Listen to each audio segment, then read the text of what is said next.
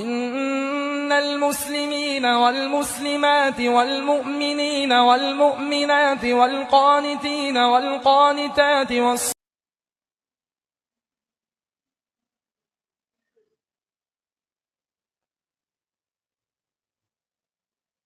السلام عليكم ورحمة الله وبركاته.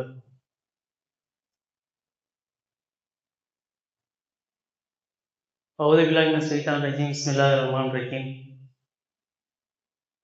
إن الحمد لله نحمده ونستعينه ونستغفره ونعوذ بالله من شرور أنفسنا ومن سيئات أعمالنا من يهده الله فلا مضل له ومن يضلل فلا هادي له وأشهد أن لا إله إلا الله وحده لا شريك له وأشهد أن محمدا عبده ورسوله. يا أيها الناس اتقوا ربكم الذي خلقكم من نفس واحدة وخلق منها زوجها وبث منهما رجالا كثيرا ونساء واتقوا الله الذي تساءلون فيه والأرحام إن الله كان عليكم رقيبا. يا أيها الذين آمنوا اتقوا الله حق تقاته ولا تموتن إلا وأنتم مسلمون. புகழ் அனைத்தும் நம்மை படைத்து பரிபாலிக்கக்கூடிய ஏக இறைவனுக்கே என்றென்றும் நிலவட்டமாக கூறி அந்த ஏக இறைவனின் சாந்தியும் சமாதானமும் ஒற்றா கருணையும் அருளும் நம் உயிரை விட மேலாக நேசிக்கக்கூடிய முகமது நபி ஸல்லல்லாஹு அலைஹி வஸல்லம் அவர்கள் மீதும் அவர்கள் குடும்பத்தார்கள் மீதும் அவர்கள் பின்பற்றி வாழ்ந்து மறைந்த சத்திய சகாபாக்கள் மீதும் ஏனைய நல்லவர்கள் மீதும் நம் அனைவரின் மீதும் ஏக இறைவன் சாந்தியும் சமாதானம் என்றும் நிலவட்டமாக என்று கூறி எனது உரையை ஆரம்பம் செய்கிறேன். கண்ணியமிக்க ஏக இறைவனின் நல்லடியார்களே, சகோதர சகோதரிகளே, அருள் பங்கக்கூடிய இந்த ரமலான் மாதத்தில் நன்மையை எதிர்பார்த்தவர்களாக தினமும் ஒரு நபித்தோழர்கள் வரலாற்று சம்பந்தமாக நான் அறிந்த நபித்தோழர் என்ற தலைப்பில் நபித்தோழர்களின் தியாகங்களை பற்றி பார்த்து வருகிறோம். கடந்த 2-3 நாட்களாக நபித்தோழர்களுடைய தியாகங்கள் செய்த இந்த இஸ்லாமிய மார்க்கத்திற்காக செய்த அளப்பரிய அவருடைய பண்புகள், அது சம்பந்தமாக நிறைய அவருடைய பொருளாதார இழப்புகள், உயிரிழப்புகள் நிறைய பார்த்தோம். இந்த வரிசையில பெண்களும் தியாகம் செஞ்சிருக்காங்கன்னு சொல்லிட்டு நிறைய செய்தி நம்ம பார்க்குறோம். நபித்தோழர்கள் மட்டும் இல்லாமல் நபித்தோழியர்களும் இந்த இஸ்லாமிய மார்க்கத்திற்காக நிறைய தியாகங்கள் பண்ணியிருக்கிறாங்க. நம்ம அதையும் தெரிஞ்சுக்கக்கூடிய இடத்துல இருக்கிறோம். இன்றைய உரையில பார்க்கக்கூடிய நபித்தோழர் யாருன்னு பார்த்தீங்கன்னா அபூதல்ஹா ரலியல்லாஹு அன்ஹு அவர்கள். அவர் யாருன்னு பார்த்தீங்கன்னா மதீனாவில் இருக்கக்கூடிய ஒரு அன்சாரி தோழர். இஸ்லாமை ஏற்பதற்கு முன்பாக மதீனாவில் இருக்கிறாங்க.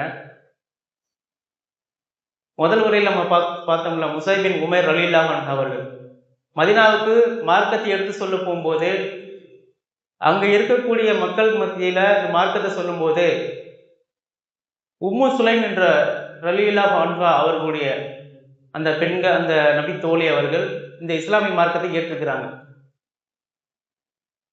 இஸ்லாமியை ஏற்றுக்கிட்டு அந்த இடத்துல இருக்கும்போது என்ன ஆகுதுன்னா குடும்பத்துக்குள்ள ஒரு பிரச்சனை வருது. முஸ்லிம் இஸ்லாத்தை ஏற்றுக்கிறாங்க. மதீனாவில் இருக்கும்போது அவர் கணவருக்கு விஷயம் தெரியுது. 2 பேருக்கும் ஒரு மனசங்கடம், ஒரு வாக்குவாதம் வருது. இஸ்லாத்தை ஏற்றுக்கிட்டதுனால ஒரு கட்டத்தில் என்ன ஆகுதுன்னா குடும்பத்தோடு சண்டை போட்டு தன்னுடைய பிள்ளையையும் மனைவியும் விட்டுட்டு நாடு போயிடுறாரு, வெளியூர் போயிடுறாரு. சிரியா என்ற நாட்டுக்கு போயிடுறாரு. குறைந்த காலத்தில் அங்கேயே என்ன ஆகுதுன்னா அங்கேயே இருந்து மறந்துச்சுறாரு. அப்போ இந்த உம்மு சுலைம் விதவை ஆயிடுறாங்க. அந்த மதீனாவோட இருக்கிறாங்க. தன் அனஸ் என்ற குழந்தைய வச்சுட்டு மதீனாவோட இருக்கிறாங்க. ஒரு கட்டத்தில் என்ன ஆகுதுன்னா இது அபூதல்ஹா ரலியல்லாஹு அன்ஹுவுக்கு தெரிய வருது. நம்மளுடைய தேசத்துல ஒரு பெண்மணி விதவையா இருக்கிறாங்களே, அவங்களை திருமணம் முடிச்சா எப்படி இருக்கும், சிறந்ததா இருக்கும்னு சொல்லிட்டு ஒரு நன்னடத்தின் அடிப்படையில பெண் கேட்டு போறாங்க. உம்மு சுலைமும் இஸ்லாத்தை ஏற்றுக்கிட்டாங்க. இவர் இஸ்லாத்தை ஏற்காம இறைமறுப்பு கொள்கையில இருக்கிறார். பெண் கேட்டு போகும்போது அந்த உம்மு சுலைம் ரலியல்லாஹு அன்ஹு அவர் சொல்றாங்க, நீங்க என்னை பெண் கேட்டு வரீங்க, ஆனா உங்களுடைய திருமணம் முடிக்கிறதுக்கு எனக்கு விருப்பம் இல்லைன்னு சொல்றாங்க. ஏன்னு சொல்லி அவருக்கு ஒரு ஆச்சரியம். ஏன்னா அபூதல்ஹா ரலியல்லாஹு பார்த்தீங்கன்னா அந்த மதீனா மிகப்பெரிய செல்வந்தர், பல பொருளாதாரத்துக்கு சொந்தக்கார, பல தோட்டங்கள் அவருக்கு இருக்கக்கூடியதை நம்ம ஹதீஸ்ல பார்க்கிறோம். அவ்வளவு பெரிய செல்வந்தர், அவ்வளவு வசதி வாய்ப்பு படித்த ஒரு மனிதர். இந்த பெண் கேட்டு போகும்போது உம்மு சுலைம் வேணான்னு சொல்லிட்டாங்க. அவருக்கு அதிர்ச்சியா இருக்கு. என்னடா இவ்வளவு பெரிய செல்வம் வச்சிருக்கிறோம், நம்மளே வேணாம்னு சொல்லி சொல்றாங்களே, ஏன் எதனால? என்னை விட மிகப்பெரிய செல்வந்தர் வேற யாரும் இருக்கிறாங்களா அப்படின்ற ரீதியில கேட்கிறாங்க. அப்போ முஸ்லிம் சொல்றாங்க, எனக்கு அது பிரச்சனை இல்லை, நான் இஸ்லாத்தை ஏத்துக்கிட்டேன், ஏக இறைவன் என்ற ஒருவன் என்ற கொள்கையில இருக்கிறேன். என்னுடைய இறைவன் ஏக இறைவன் அல்லாஹ், என்னுடைய தூதர் இறைவன் முகமது நபி ஸல்லல்லாஹு அலைஹி வஸல்லம். அவங்க மக்காவில் இருக்கிறாங்க, விரைவாக மதீனாவுக்கு வந்துடுவாங்க. நான் இஸ்லாத்தை ஏத்துக்கிட்டேன், நீங்க இறை மறுப்பு கொள்கையில இருக்கிறீங்க, அதனால எனக்கு திருமணம் முடிக்க விருப்பம் இல்லைன்னு சொல்றாங்க. இந்த இடத்துல யோசனை பண்ணி பாருங்க, ஒரு பொருளாதாரம் வைத்திருக்கக்கூடிய ஒரு மனிதர், விதவையா இருக்கக்கூடிய ஒரு பெண், அதுவும் குழந்தை வச்சிருக்கக்கூடிய பெண் கேட்டா யாராவது வேணாம்னு சொல்லுவாங்களா?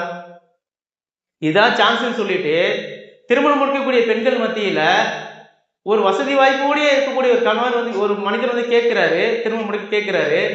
அந்த அந்த உம்மு சுலைமோட அந்த அவங்களுடைய உள்ளத்தின் உறுதியை பாருங்களேன், எந்த அளவுக்கு இருக்குதுன்னு. நீங்க வந்து இஸ்லாமை ஏத்துக்கல, இஸ்லாத்தை ஏத்துக்கிட்டாதான் திருமணம் முடிப்பேன்ற ஒரு ரீதியில அவங்கள்ட்ட சொல்றாங்க. அப்போ அபூஜஹல் என்ன செய்யறாங்க அப்படின்னா, ஒரு கட்டத்தில் என்ன ஆகுதுன்னா, இந்த பெண்ணை உம்மு சுலைம் திருமணம் முடிக்கிறதுக்காக இஸ்லாத்தை ஏத்துக்கிறாரு. இஸ்லாத்தை ஏத்துக்கிட்டது இப்ப சொல்றாங்க, இஸ்லாத்தை ஏத்துக்க, உங்களோட பொருளாதாரமும் பொண்ணு எனக்கு எதுவும் தேவையில்லை, நீங்க எனக்கு மகராக இஸ்லாத்தை ஏத்துக்கிட்டு அதுவே எனக்கு போதுங்கிறாங்க. மகரை எது கேட்கிறாங்க? நீங்க இஸ்லாமை ஏத்துக்கிட்டீங்கன்னா அதுவே எனக்கு மகரா நான் எடுத்துக்கிறேன், அதுவே எனக்கு போதுமானது, உங்களோட பொருளாதாரம் உங்களோட பொருளாதாரம் எனக்கு எதுவுமே தேவைன்னு சொல்லி சொல்றாங்க. இவங்களுக்கு மிகப்பெரிய ஆச்சரியம். அப்படின்னு இஸ்லாமிய மார்க்கம் உங்களுக்கு கவர்ந்து சொல்லி அந்த இஸ்லாத்தை ஏத்துக்கிறாங்க. இஸ்லாத்தை ஒரு பெண்ணின் மூலம் ஏற்றுக்கிட்ட அபூஜஹல் முதல் மனிதர் அவர் தான். அல்லாஹ்வுடைய தூதர் மூலம் சில நபித்தோழர்கள் ஏற்றுக்கிட்டாங்க. சில நபித்தோழர்கள் பிரச்சாரம் பண்ணும்போது சில தோழர்கள் ஏற்றுக்கிட்டாங்க. ஆனால் பெண்ணின் மூலம் ஒரு மார்க்கத்தை ஏற்றுக்கிட்ட முதல் மனிதர் இவர் தான், அபூஜஹல் ரலியல்லாஹு அவர்கள். இப்படியே அவங்களோட வசிக்கிறாங்க. ஒரு கட்டத்தில் என்ன ஆகுதுன்னா, உகது போர் நம்ம கேள்விப்பட்டிருப்போம். உகது போர்லாம் நல்ல சம்பவங்கள் நம்மளுக்கு தெரியும். மிகப்பெரிய ஒரு சூழ்ச்சி செய்யப்பட்டு அல்லாஹ்வுடைய தூதருடைய வார்த்தை மீறப்பட்டதுனால, அந்த சில மனிதர்கள் அந்த கனிமத்து பொருட்கள் எடுக்க வந்ததுனால அல்லாஹ்வுடைய தூதர் முகம் அந்த அம்பால் தேய்க்கப்பட்டு பல்கள் உடைக்கப்பட்டு முகம்பெல்லாம் ரத்தமாக ஆனது. நம்ம எல்லாம் அறிந்த செய்தி தான். அப்போ அபூஜஹல் என்ன செய்யறாங்க அந்த இடத்துல பார்த்தீங்கன்னா, அபூஜஹல் சிறந்த வீரராக இருக்கிறார். எந்த அளவுக்குன்னா, அம்பு எறியதுல, அதை வில்லு சொல்லுவாங்கல்ல, அந்த அம்பு எறியது மிகப்பெரிய சிறந்த வீரராக இருக்கிறார். அல்லாஹ்வுக்கு அவ்வளோ ஆச்சரியமா பார்க்குறாங்க அம்பு எறியதை.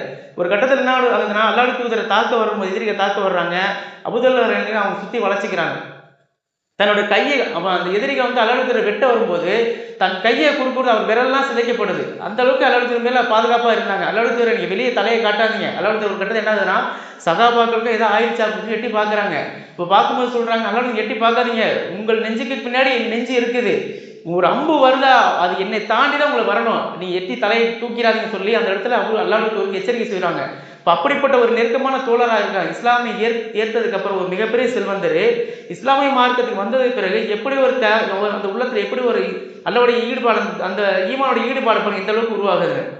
அப்படியே வாழ்க்கையை போயிட்டு இருக்கு. ஒரு கடை என்ன ஆகுதுன்னா, அல்லாஹ்வுடைய தூதர் மிக நெருக்கமான ஒரு நெருங்கிய நண்பராக ஆகிட்டாங்க.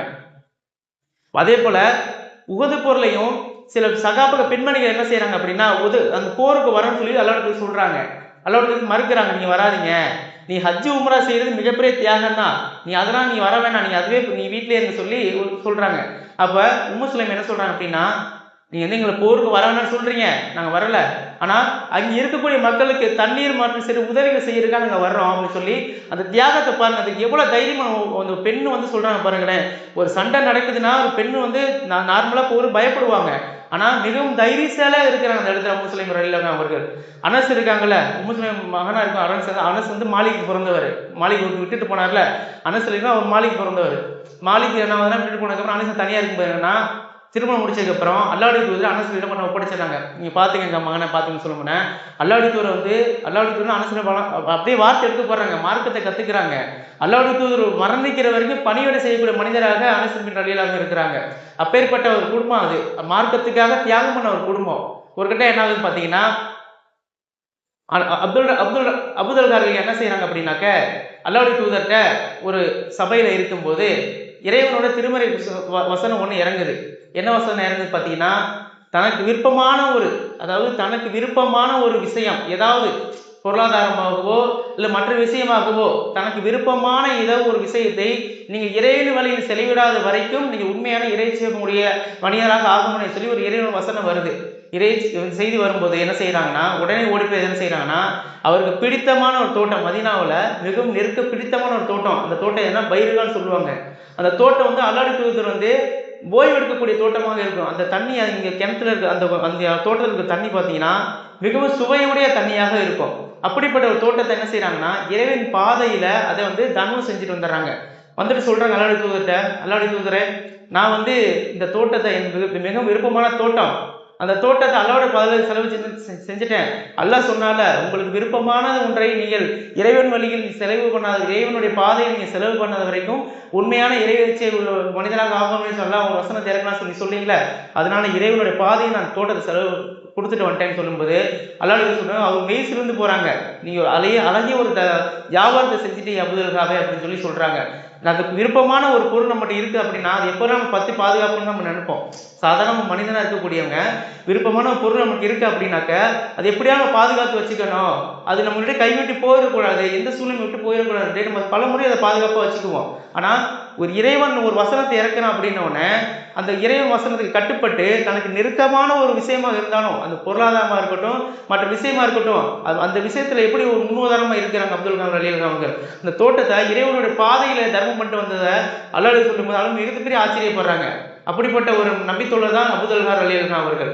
அல்லாஹ்வுடைய ஒரு காலத்துல இந்த இஸ்லாமிய மார்க்கம் வருவதற்கு முன்பாக ஏகப்பட்ட தவறுகள் செய்யக்கூடிய சகாபாக்கள் தான் இருந்தாங்க. இஸ்லாமிய மார்க்கத்தை ஏற்கிறதுக்கு முன்னாடியே ஒரு விபச்சாரம் செஞ்சாங்க, மது குடிச்சாங்க, வட்டி கொலை செய்யறது கூட ஒரு சாதாரண விஷயமா தெரிஞ்சிச்சு. ஆனா அந்த மார்க்கத்தை ஏற்றுக்கிட்டதுக்கு அப்புறம் அல்லாஹ்வுடைய தூதர்கிட்ட ஒரு வசனம், திருமறை குர்ஆன் வசனம் இறங்குது. என்ன வசனம் பார்த்தீங்கன்னா, இன்றிலிருந்து மது ஹராம் தடை செய்யப்பட்டு விட்டது. மது எப்படி குடிப்பாங்க, குடகுடமா ஊற்றிச்சு குடிப்பாங்க சகாபாக்கள்லாம். மது ஒரு போதை தான், அது வந்து பெரிதளவுக்கு அவளுக்கு வந்து அது தவறுன்னு தெரியல. ஆனா இந்த மது ஹராம்னு சொல்லிட்டு அல்லாஹ்வுடைய வசனம் இறங்கினோடனே உடனே என்ன செய்யறாங்கன்னா அறிவிப்பு வருது அல்லாஹ்வுடைய அறிவிப்பு வந்தோடனே அந்த அப்துல் கலாம் அலி என்ன செய்யறாங்கன்னா ஒரு ரூம்ல இருந்து மது குடிக்கக்கூடிய இடத்துல இருக்கிறாங்க. அனஸ் என்ன செய்யறாங்கன்னா தன் தந்தைக்கு ஊத்தி கொடுக்குறாரு. அப்ப தந்தை அந்த ஒரு அப்துல் கலாம் சொல்றாரு, என்ன வெளியில பிரச்சனை இருக்கு, சத்தம் இருக்கு, பாத்துருவோம்னு சொல்லும்போது ஒரு மனிதர் என்ன செய்யறாங்கன்னா, இன்றையிலிருந்து மது ஹராம் மது தடை செய்யப்பட்டு விட்டது, இறைவனால் ஹராமாக்கப்பட்டதுன்னு சொன்ன உடனே இந்த செய்தி அனஸ் வந்து சொல்லி நேரம் அல்லாஹ் அவங்க தந்தைகிட்ட போய் சொல்றாங்க, தந்தையே இது மாதிரி மது இன்னிலிருந்து ஹராம் ஆக்கப்பட்டுருச்சான் அப்படின்னு சொல்லி அல்லாஹ்வுடைய வசனம் வசனத்தை இறக்கிட்டான், அல்லாஹ்வுடைய செய்தி வந்திருக்குன்னு சொன்ன உடனே என்ன செய்யறாங்க அப்படின்னாக்க அந்த குடிச்ச மது என்ன செய்யணும் உடனே நிப்பாட்டுறாங்க, உடனே தூக்கி போய் தெருவில் தூக்கி போடுறாங்க. தூக்கி போட்டு என்ன செய்யறாங்க அப்படின்னாக்க அந்த மது ரோட்ல அப்படியே தெருவு முழுக்க ஆறு மாதிரி ஓடுது. செஞ்ச ஒரு தவிர இறைவனுக்கு பிடிக்கலன்னு சொன்ன உடனே தூக்கி எறிகிறாங்க. பார்த்தீங்களா, அதுதான் உண்மையான இறைச்சியாளுடைய ஒரு பண்பாக இருக்குது. பொதுவாகவே இறைவன் ஒரு தடுத்த காரியத்தை நம்ம வந்து பெரும்பாலும் மனிதர் செய்வோம், நமக்கு வந்து பிடிச்சமான விஷயமா இருக்கும். ஆனா இறைவனுக்கு பிடிச்சமான காரியமா இருக்கு, ஏன்னா மார்க்க தடை செய்யப்பட்ட ஒரு விஷயமா இருக்கும். ஆனா நம்மளுக்கு பிடிச்சதை என்ன செய்வோம், நம்ம செஞ்சுக்கிட்டே வருவோம். அது வந்து ஒரு நல்ல ஒரு இறை பண்பாளருக்குள்ள ஒரு பண்பா இருக்காது. இறைவன் தடுத்திருக்கானா அதுல இருந்து நம்ம விலகி வந்திருக்கணும். இறைவனுக்கு பிடிக்கலையா, நமக்கு பிடிச்சிருக்கா, ஆனா இறைவனுக்கு பிடிக்கலன்றப்ப விட்டு வெளியில வந்துடணும். நமக்கு ஒரு விஷயம் பிடிக்கல ஆனா இறைவனுக்கு அந்த விஷயம் பிடிச்சிருக்கு அப்படின்னா அதுதான் நம்மளுக்கு ஏற்றுக்கணுமே தவிர நம்மளுடைய கொள்கையில நம்ம தவறான வழியில போயிட்டு இருக்கோம்னு சொல்லி ஒரு இறைவசனம் வருது அப்படின்னாக்கா அதுல இருந்து விட்டு விலகி வர்றதுதான் நம்மளுடைய ஈமானுக்கு ஒரு சுவை சுவைக்கக்கூடிய மனிதனாக இருக்க முடியும். அதே போல பாத்தீங்கன்னா அனஸ் பின் மாலிக், அந்த அபூதல் கலாம் குழந்தை இருக்கு, அவங்க மாலிக்கு பிறந்தவங்க தான் அந்த அனஸ் அவங்க.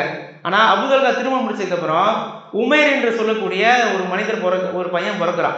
அந்த குழந்தை பிறகுது அவங்க உமையா பின் உம்மு சுலைம் அவர்களுக்கும் அபூதல் கலாமுக்கும் திருமணம் முடிச்சதுக்கு அப்புறம் உமைர் சொல்லிட்டு ஒரு குழந்தை பிறக்குது. அந்த குழந்தை என்ன ஆகுதுன்னா இருக்கும்போது என்ன செய்யணும், அல்லாஹ்வுக்கு தூதருக்கு நெருக்கமான குழந்தை, மிக பாசத்துக்குரிய ஒரு பிரியமான பிள்ளையா வளருது. என்ன ஆகுதுன்னா அபூதல் கலாம் வந்து வெளியில போகும்போது வியாபார ரீதியாகவோ அல்லது போருக்கு ஏதோ ஒரு விஷயமா போறாங்க, வெளியில போறாங்க. அப்போ என்ன ஆகுது அப்படின்னாக்கா அந்த உமையருக்கு வந்து உடல்நிலை சரியில்லை, உடல்நிலை சரியில்லை பார்த்துட்டு போறாங்க. திருப்பி அந்த அவருடைய வேலையை முடிச்சுட்டு வீட்டுக்கு வரும்போது அந்த உமையர் என்ன ஆகுறா அப்படின்னாக்க உடல்நிலை சரியில்லாம மரணிச்சிடறாரு, வஃபாத் ஆயிடுறாங்க. இந்த செய்தியை வந்து கணவர்கிட்ட பெரும்பாலும் ஒரு தாயா இருக்கக்கூடிய என்ன செய்வாங்கன்னா ஒரு குழந்தை மரணிச்சிச்சு அப்படின்னா அவருடைய இயல்பு நிலை எப்படி இருக்கும், கதறி துடிப்பாங்க, வேதனை தாங்க கத்துவாங்க, பிறர்கிட்ட சொல்லி அழுவாங்க, அவங்களால வேதனை அடக்க முடியாது. ஆனா இவருடைய ஒரு தைரியத்தை பாருங்க, ஒரு பெண்ணா இருந்துக்கிட்டு முஸ்லிம் ரலியல்லாஹு அவர்கள் அல்லாஹ் அவங்களுக்கு அருள் செய்யட்டும், எப்படிப்பட்ட தியாகத்தை செஞ்சிருக்காங்க தெரியுமா, இதெல்லாம் நம்ம நினைச்சே பார்க்க முடியாது. இந்த காலத்துல இருக்க பெண்கள் பார்த்துக்கோங்க, மார்க்கத்தை தூக்கி போட்டு போறாங்க அசால்ட்டா, தன்னுடைய சுய லாபத்துக்காக சுய இன்பத்துக்காக இந்த இஸ்லாமிய மார்க்கம் வேணாம்னு சொல்லிட்டு தேட்டர்லையும் கடத்தெருவிலையும் என்னுடைய உரிமை, நான் இஷ்டம், என் இஷ்டப்படி நான் திரைப்படம் பார்க்குறேன், தியேட்டரில் நிற்கிறேன், என்னை கேள்விக்கு நீ யாருன்னு சொல்லி கேள்வி கேட்கக்கூடிய இடத்துல இந்த இஸ்லாமிய மார்க்கம் கணவனுக்கு எப்படி கட்டுப்பட்டு நடக்கணும், அவன் தேவை எப்படி செய்யணும்னு சொல்லிட்டு உம்மு சுலைம் ரலியல்லாஹு அன்ஹா ஒரு எடுத்துக்காட்டாக இருக்கிறாங்க. என்ன ஆகுது பார்த்தீங்கன்னா, கணவர் திரும்பி வர்றாரு. அந்த குழந்தை மரணிச்ச குழந்தைய பற்றி இவன் என்ன செய்யறாங்கன்னா, ஜனாசா என்ன செய்யறாங்கன்னா கஃனிட்டு குளிப்பாட்டி ஒரு ஓரமாக வச்சிடுறாங்க. ஆனால் அந்த குழந்தை மரணிச்ச விஷயத்த கணவர் வீட்டுக்கு வந்து செய்தி சொல்லலை. பார்த்துக்குங்க, கணவர் நம்ம ஒரு பெண்ணா இருந்துக்கிட்டு கணவர் வந்துட்டாருன்னு சொல்லி இந்த காலகட்டத்தில் கணவருக்கு கண்ணியம் ஒரு மரியாதை கொடுக்கறதான் பெரிய விஷயம். எத்தனையோ பெண்கள் நம்ம பார்க்குறோம், இறைவனுக்கு இவரே திருமறை வசனம் வந்தாலும் அது எடுத்துக்காட்டு ஒரு இறைச்சி ஒரு செய்தியாக சொன்னாலும் இதை இப்படிலாம் கட்டுப்பட்டு கணவனுக்கு இருக்குன்னு சொல்லி சொன்னாலும் அலட்சியமாக கடந்து போகிற பெண்கள் மத்தியில் ஒரு கணவனுக்கு எப்படி நம்ம நடந்துக்கணும்னு சொல்லிட்டு ஒரு முன்னுதாரணமாக தன்னுடைய அந்த உம்மு சுலைம் ரலியல்லாஹு அன்ஹா அவர்கள் இருக்கிறாங்க. தன் கணவன் வீட்டுக்கு வந்தோன்னே அந்த செய்தியை சொல்லலை. இரவு சாப்பிட்டு படுத்துறாங்க. கணவன் மனைவி போல தங்களோட வாழ்க்கையை கழிச்சிட்டு மறுநாள் காலையே என்ன சொல்றாங்கன்னா, ஒரு கட்டத்தில் என்ன ஆகுதுன்னா வீட்டுக்கு வந்து குழந்தைய விசாரிக்கிறார். ஆயிரம் தந்தை தானே, உடல்நிலை சரியில்லாமல் அந்த குழந்தைய விட்டுட்டு போனோம், என்ன ஆச்சுன்னு தெரியல. அப்போ விசாரிக்கும் போது என்ன ஆகுது அப்படின்னாக்க, தன் குழந்தைய பற்றி விசாரிக்கிற குழந்தை நல்லா தான் இருக்கு, தூங்கிட்டு இருக்கு, அல்லாஹ்வுடைய தூங்கிட்டு இருக்கு அப்படின்னு சொல்லி ஏதோ சொல்லி சமாளிச்சிடறாங்க. அப்போ என்ன ஆகுது அப்படின்னா, மறுநாள் காலையில இந்த செய்தியை எப்படி சொல்றாங்க பாருங்க.